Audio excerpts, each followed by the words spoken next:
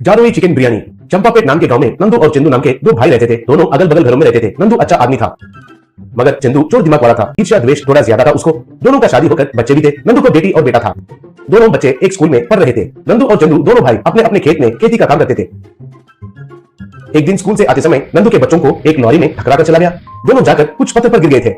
उसकी वजह से दोनों बच्चों का आंखें चले गए थे। हॉस्पिटल में डॉक्टर, देखो नंदू, उनके सरों पर गहरा चोट लगने की वजह से दोनों का आंखें चले गए। ऑपरेशन किया तो वापस आंखों की रोशनी आने का संभावना है, मगर उसके लिए बहुत खर्चा होगा। कम से कम 10 लाख तक तो लगेगा। उतना पैसे जितना जल्दी इंतजाम कर सकते हो उतना अच्छा है। कहा। नंदू को क्या करना है कुछ भी समझ में नहीं आया। घर में बिना आंख के बच्चों को देखकर नंदू को बहुत दुख हुआ।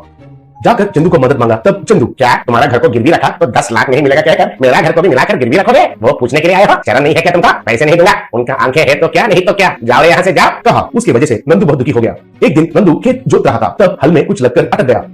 वो क्या है कहकर निकाल कर देखा तो वो एक पुराना बर्तन था। वो खोलकर देखा तो उसके अंदर एक कागज का टुकड़ा था। उस कागज में ये बर्तन एक मायावी बर्तन है। इसमें बनाया हुआ चिकन बिरयानी बहुत स्वादिष्ट होता है। इतना ही नहीं, अगर वो बिरयानी खाया तो कौन सा भी बीमारियां ठीक हो जाएंगे, क्योंकि उसमें बनाया हुआ चिकन बिरयानी जादुई चिकन बिरयानी में बदल जाएगा कहकर लिखा हुआ था। नंदू उस बर्तन को लेकर घर आकर अपनी बीवी को दिखाकर जो कुछ भी हुआ वो सब बताया। बीवी ने उस बर्तन में चिकन बिरयानी बनाई। नंदू ने वो बिरयानी अपने बच्चों को खिलाया। बस उन दोनों को आंखों की रोशनी आया।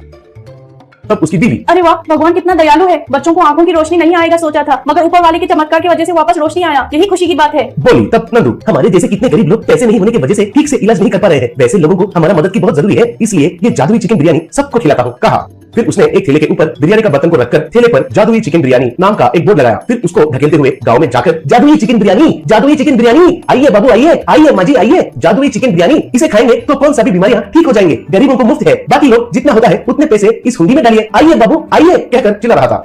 फिर लोग आकर वो बिरयानी खाने लगे। जो खा रहे थे उन लोगों में जिसका पैर नहीं था उनको पैर, जिसको हाथ नहीं था उनको हाथ, जिसको बाल नहीं थे उनको बाल आकर धीरे धीरे बीमारियां गायब होने लगे। और जिसको कोई भी बीमारी नहीं है वो बिरयानी के स्वाद से फिदा होकर ज्यादा पैसे उस हुंडी में डालने लगे। वैसे नंदू ने कम समय में पैसे कमाकर घर और कार खरीदकर इज्जत से जीने लगा। उनको तरक्की होते हुए देखकर चंदू एक दिन, इस एरे को वो जादुई बर्तन मिलने की वजह से गांव में हीरो बन गया है, अगर मैं उसे गायब कर दूंगा तो उसे बुद्धि मिलेगा एरे को, सोचा। फिर वैसे ही रात को वो नंदू के घर में घुसकर उस जादुई बर्तन को चुरा लिया। उसको नदी के पास ले जाकर पानी में फेंक दिया। वो जाकर पानी में गिरकर वापस ऊपर आकर चंदू को पकड़कर मारने लगी। तब वो, अरे बाप रे मत मारो, अरे बाप रे मत मारो, बात मारो, अरे बाप रे बर्तन मार रहे हैं कहकर चिल्लाते हुए वहां से भाग गया। फिर वो मायावी बर्तन वापस नंदू के घर में आ गई। नंदू हमेशा की तरह जादुई चिकन बिरयानी बेचते हुए खुशी से जीने लगा।